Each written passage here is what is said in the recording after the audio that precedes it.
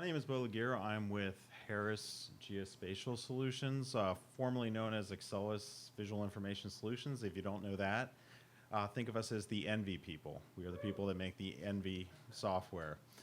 That's been through many name changes in corporate, but ENVI stays the same.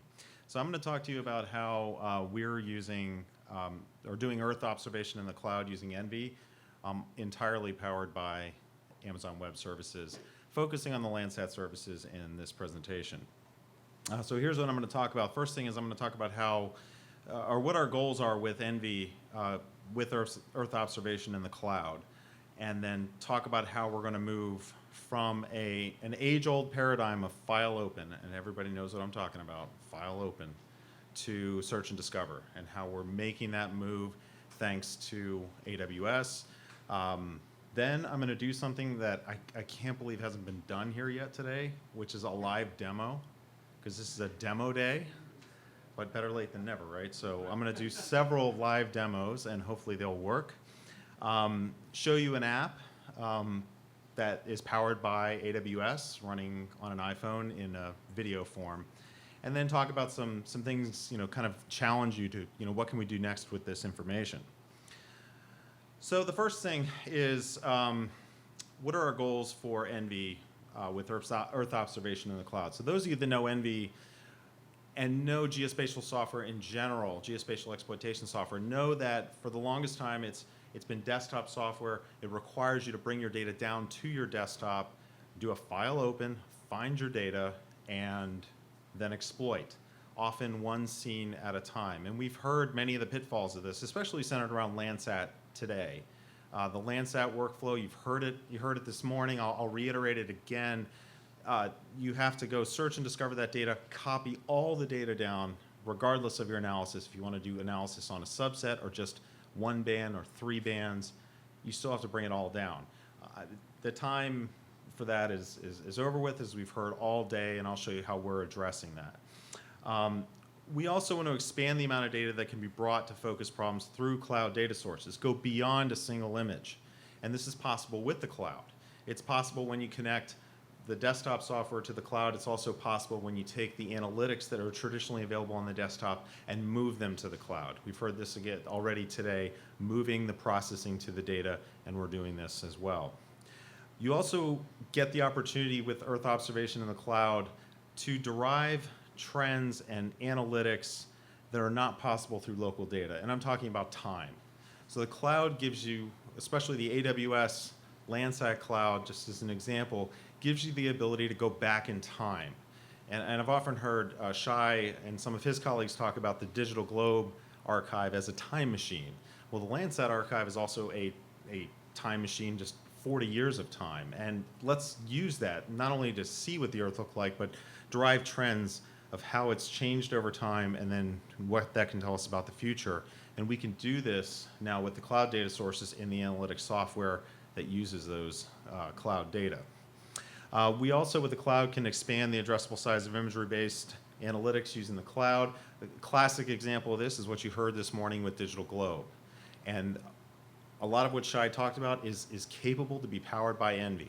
It's capable to be powered by the analytics that have for years worked on the desktop, can now work within Docker containers in that geospatial big data architecture, and expand the reach of analytics from just a single image to basically any images that you want to bring to that platform or you want to access on that platform.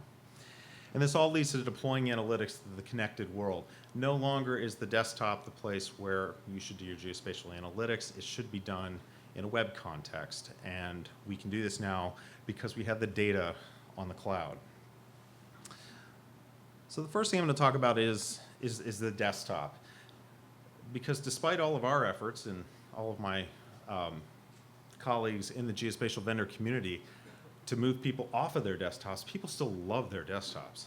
They really do. And so we really want you to move off the desktop, but while you're there, let's at least embrace the cloud on the desktop and get rid of file open. We can do this in ENVI today because of the good work that AWS did, taking archives of data, and in this case Landsat as the poster child, and putting them into a storage system which is publicly available and available through a common or a standard API.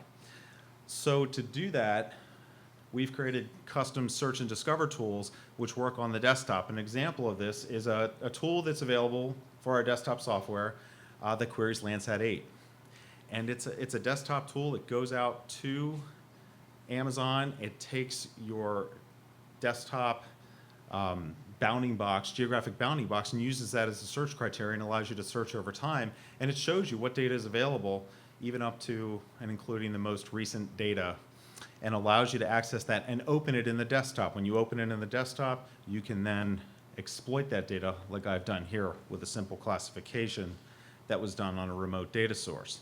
So in this case, the data stays in the cloud until you exploit it, and only the data that you need for exploitation is brought from the cloud, because ENVI knows how to go and do the sophisticated range gets and subsetting operation to get only the data you need. So in this case then, you can search by area, by time, by cloud cover, by path row, because we're accessing all of the Landsat metadata and putting that into the queries that we're using. So this is just another screenshot. I'm not going to do a live demo of that. I'm going to skip over that.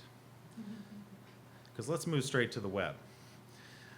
So the real opportunity for the cloud with exploitation software such as ENVI is online. The data's online.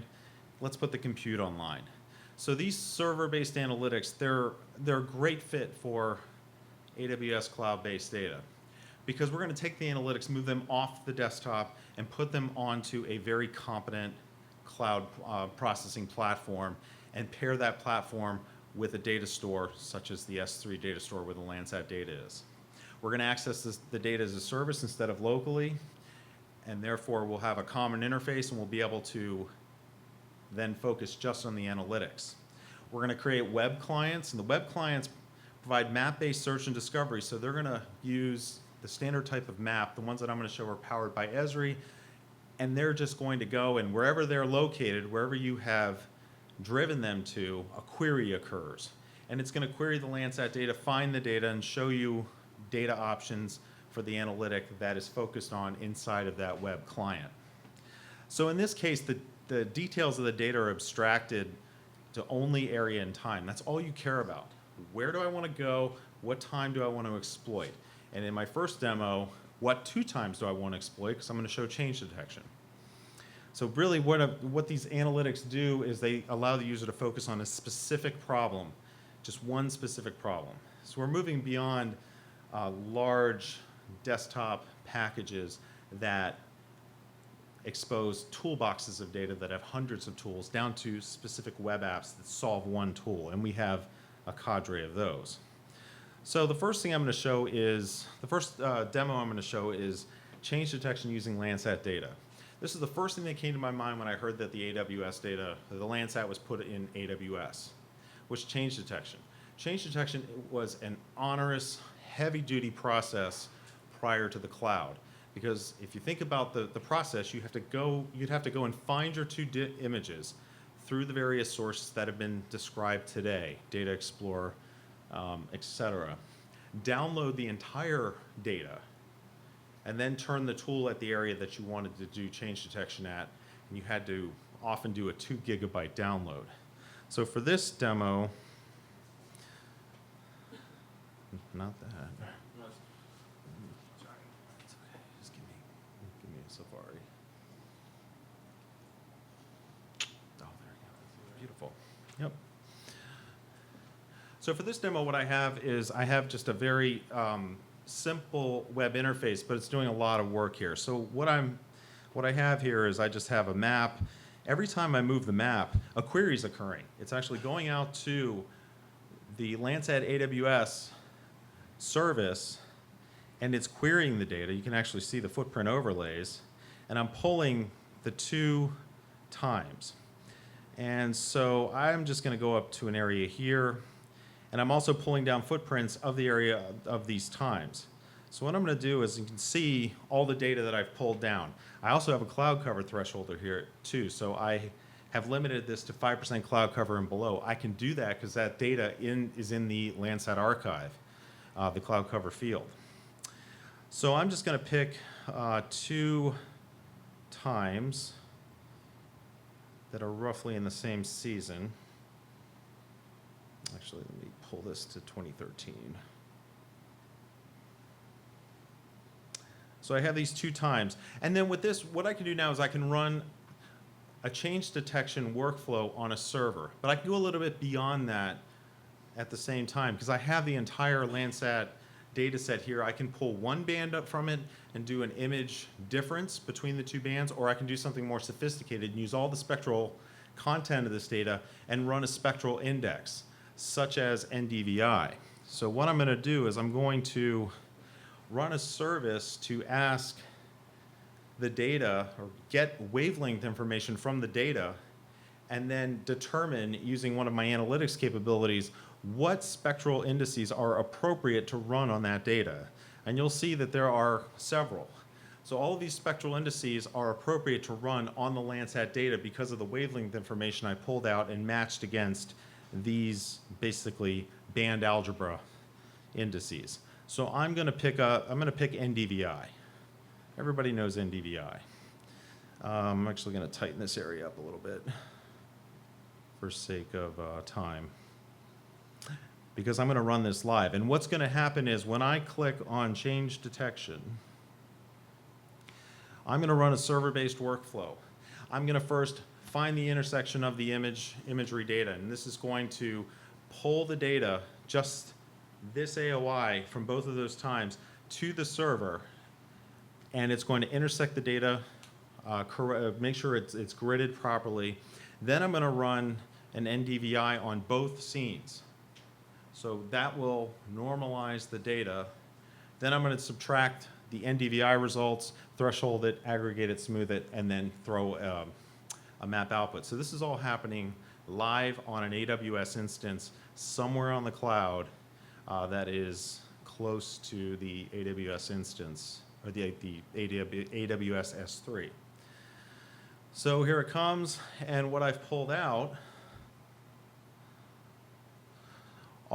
is a standard, what's called a 2-color multi-view view of increased change, decreased change. And since I ran that NDVI prior to doing the change detection in this workflow, I'm going to get really change in the agriculture. And you see it maps up against more of the agricultural boundaries in the scene. I can do this anywhere in the world because I am powered by the Landsat archive.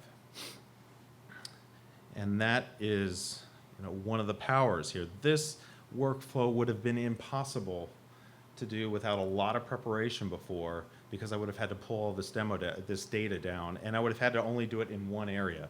And I could do this anywhere. So the next demo I'm going to show you is, I'm going to do another demo of using traditional ENVI analytics, but this time on cloud-based data. So I'm going to geolocate myself to San Jose, Silicon Valley area. It's a very interesting area spectrally. You have all of this technology to the west, and you have all this amazing spectral diversity to the east, right around the lower bay.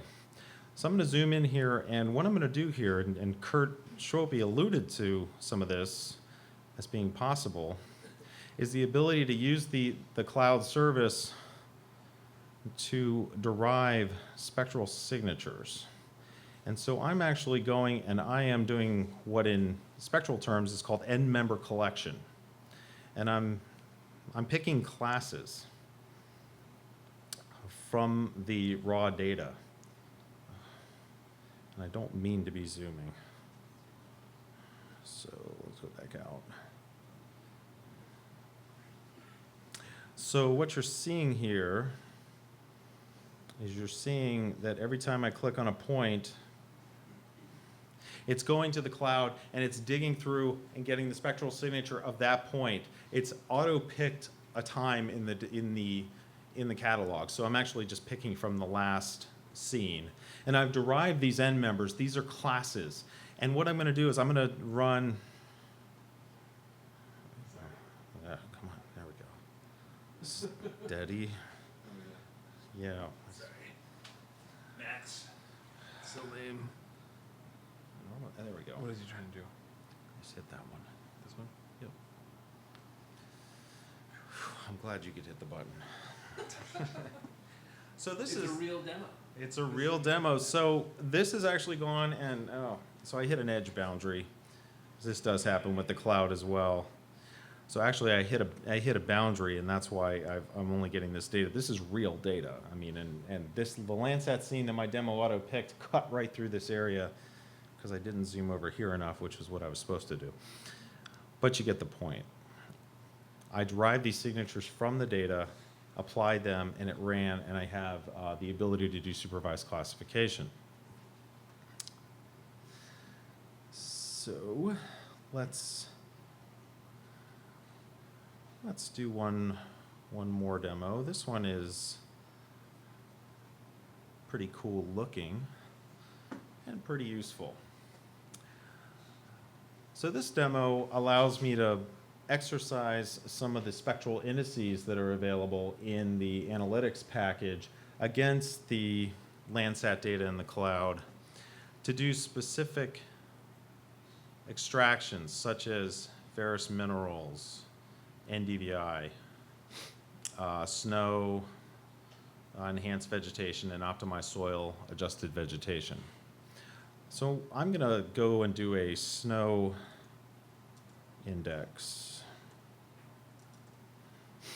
So I'm going to go to a ski resort that is close to Denver called Winter Park. And come on. Come on, internet.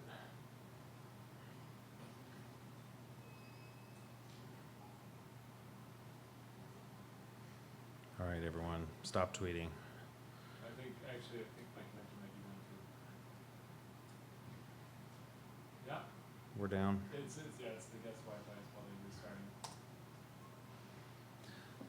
So we'll see when it comes back. So I'll give this another 10 seconds, because that's the limit of our attention span these days, yeah.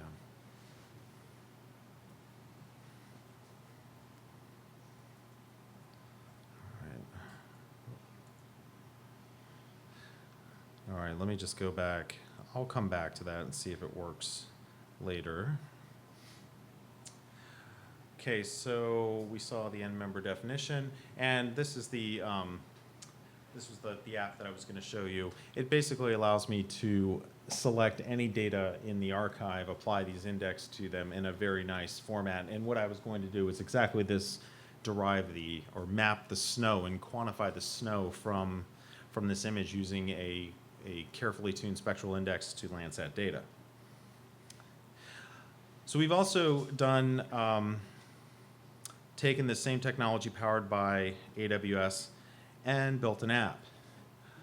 So this really proves out the technology that, yes, indeed, it is definitely not happening on this machine. It's not happening on your local hardware. It's happening in the cloud on cloud-based data sources. Everybody gets it when you do it on an iPhone or an Android, because most people believe that you cannot process on a device that small, even though you probably could.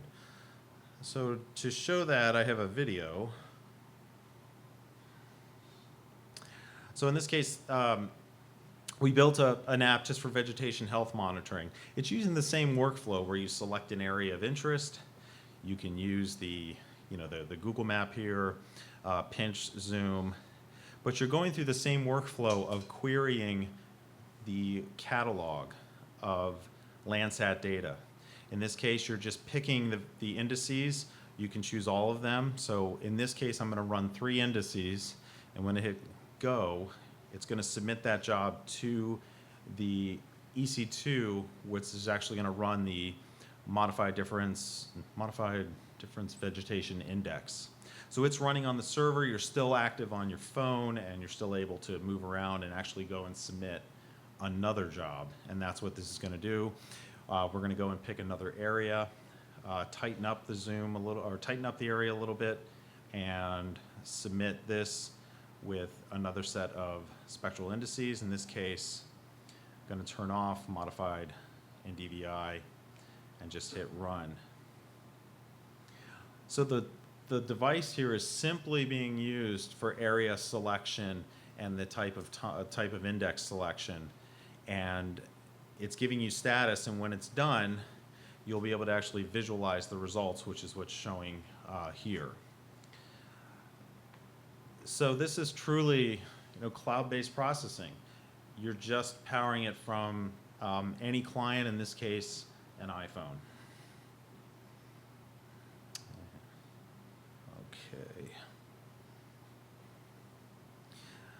Okay. So where do we go next? So we've done, we've connected the desktop to AWS.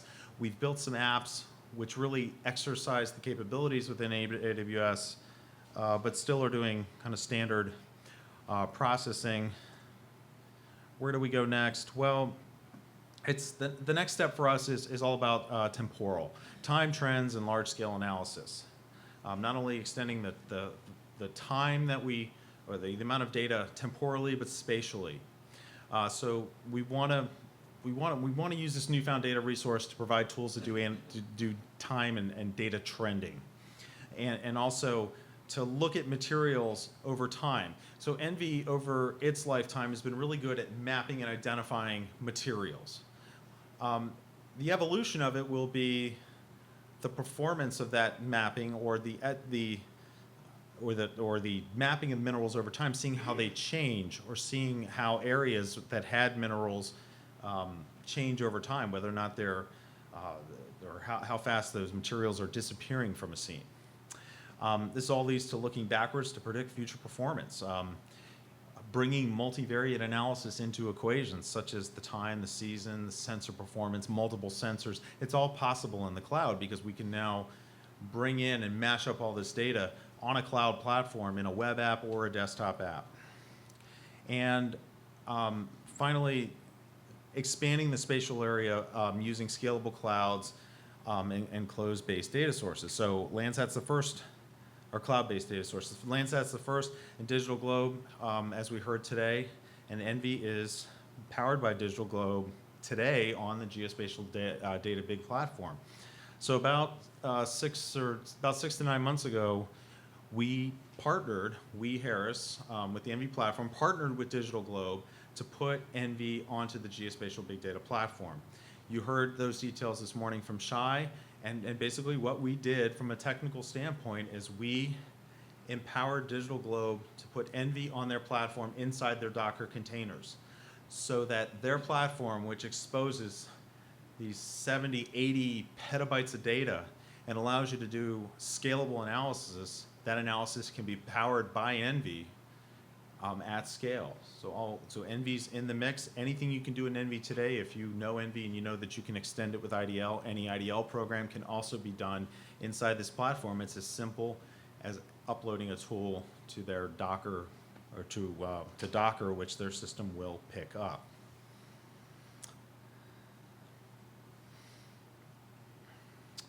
So I'm going to go back and see if I can do one last demo, because the last thing I want to show you is that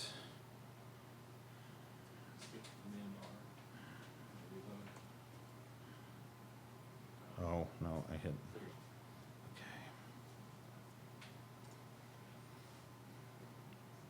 Okay. No. Okay.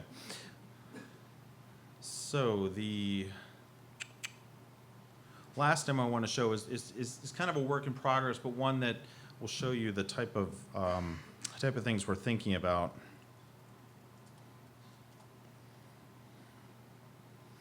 So here I have Washington, D.C. This is Landsat. I'm pulling data from the Landsat service. This is a mosaic of the data. And one thing that we can do with this service is we can click on a point in the map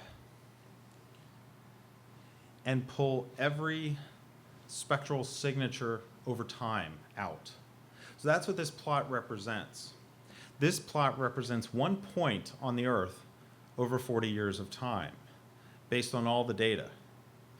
So this is something that was only possible with the data in the AWS cloud and all of the flexibility of S3. So think about this. 1 point, 100 data sets, that single point through all 7 or 8 bands. And I can look at the signature over time. If I click on a time, I can see that signature at that point at that time, and I should be able to look at that signature, the same area. So this is just the area with about a 50 by 50 pixel boundary around it. So I'm really investigating the performance of this, of Landsat over time in this one area.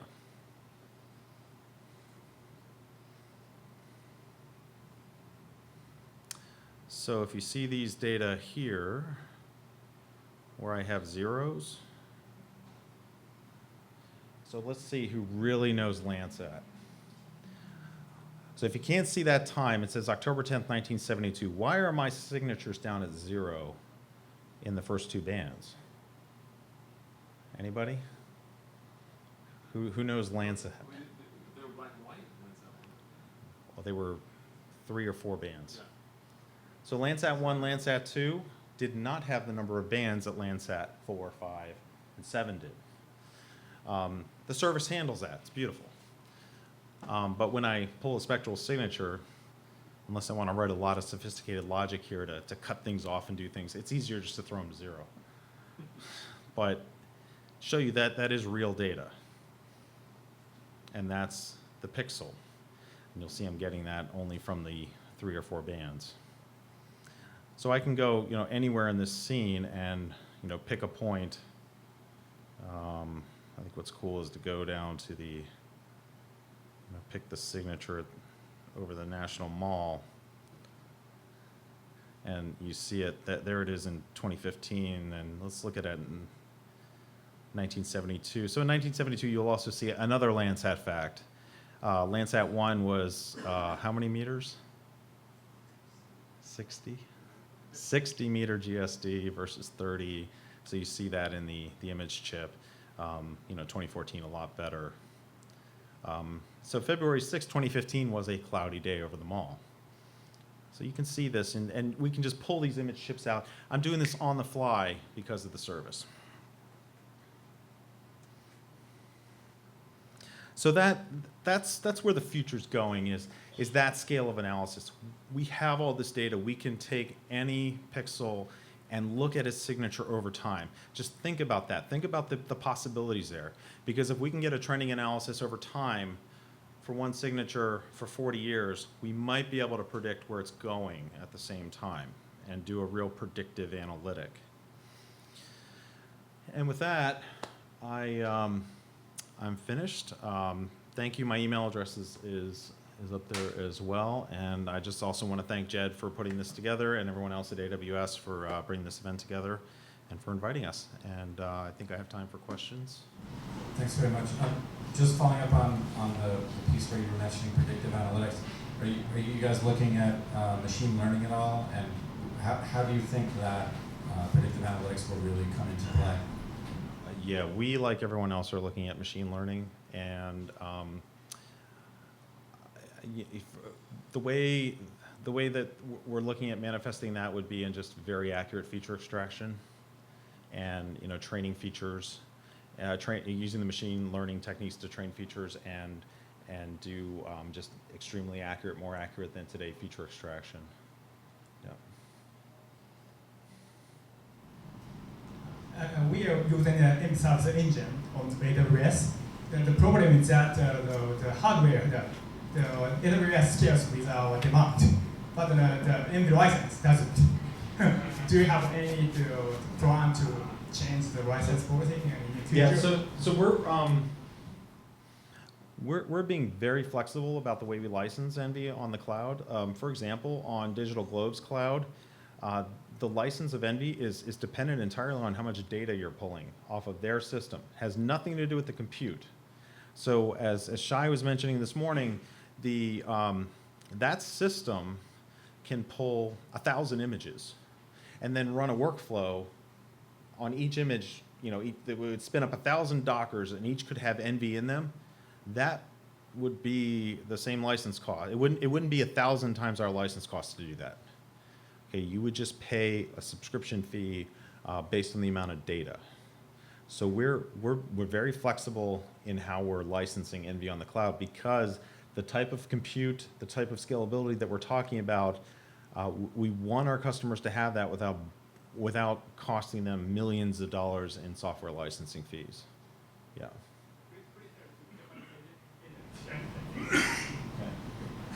Because they say they have some fixed number of the license exposures. For who now? I present. So we are talking to the Japanese agency. And Okay. Yeah, I mean, internationally, we'll have to talk. Yeah. Yeah. So on the remote sensing side, a lot of the products that are derived from it, I mean, you need to be kind of nerdy in order to understand them, right? Like the band math and kind of some of the resulting products. Right. What can we do to make the results, the outputs of these algorithms and these processing techniques more intuitive? I'd love to hear kind of your thoughts on that. My thought is take the imagery out of the output. Our outputs are almost always imagery because that's what we know. But what would probably, if you could see the snow demo, that's our first attempt at statistical output. So it actually spits out an acreage. And that makes more sense to people, like, okay, in this area, this many acres are covered by snow, instead of just seeing this color ramped image. The change detection, that imagery, when I show that to a military analyst, they're like, yeah. I show it to a commercial, farmer, they're like, what, red, blue, green? Can you tell me a ramp of change? How about that? Or just give me a percentage of my fields that have changed by this percentage. So I would say quantitative results instead of the imagery would be a good first step. But I think what we're doing here with apps, even though these apps still have an engineering kind of feel to them, we're getting there. We're trying. Yep.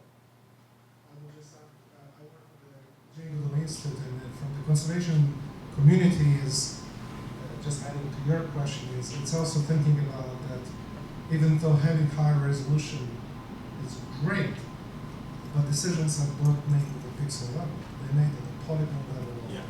And transitioning how you transform pixels of big data into polygons of meaningful for management information is a very exciting also area. Yeah, I mean, that's the opportunity, that's the work we have to do as a community is figure out how to take these pictures and make them into that information. But a lot of people are working on that. It's going to happen.